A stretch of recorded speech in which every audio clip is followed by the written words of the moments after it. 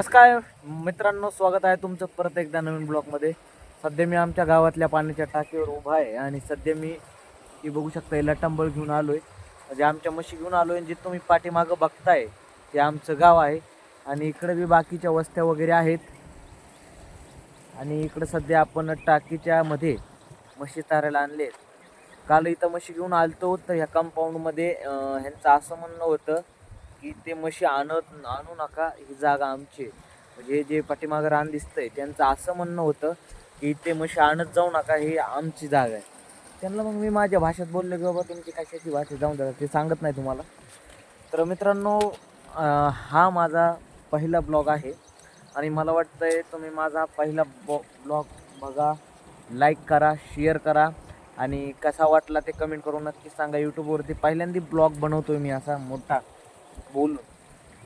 पाठीमागेही blog आहेत खूप, पण हे पहिल्यांदा असं बनवतोय. आणि तुम्हाला मी आज आमचं गाव दाखवतो.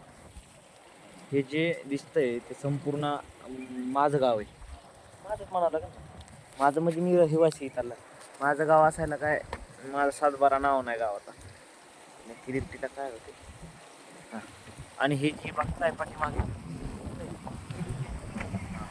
ती जी पाठीमागे बघताय ती पाण्याची टाकी, आणि त्या पाण्याच्या टाकीमध्ये फिल्टरची वगैरे सगळी व्यवस्था आहे. आणि त्या म्हणजे तो काळ खूप वाईट होता, संघर्षाचा होता, गरिबीचा होता. तरीही त्या काळात फिल्टरची सुविधा होती. म्हणजे ज्या काळात लोकांच्या गावाने टाक्याही नव्हत्या पाण्याच्या, त्या काळात आमच्या गावात फिल्टरची सुविधा होती.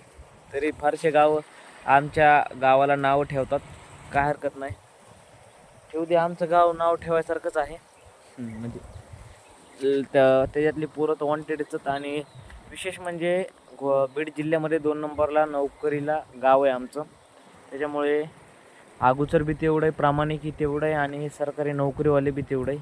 प्रत्येक उमऱ्यात एक ना एक नोकरदार तरी भेटेल. आणि तुम्हाला वाटत असेल मी सध्या फक्त म्हशीच चारतोय का, नाही मित्रांनो.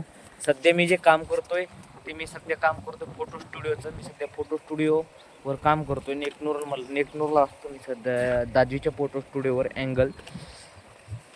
आणि सध्या रानातले कामं वगैरे असल्यामुळे मी सध्या आलोय. आता परत जायचं कपडे वगैरे घेऊन. आणि मग ब्लॉग कसा वाटला कमेंट करून नक्की सांगा. परत भेटूया नवीन ब्लॉगमध्ये. तोपर्यंत रामकृष्ण हरी. आणि आपला बेल आयकॉन क्लिक करायला विसरू नका आणि सबस्क्राईब करायला विसरू नका. जय हिंद.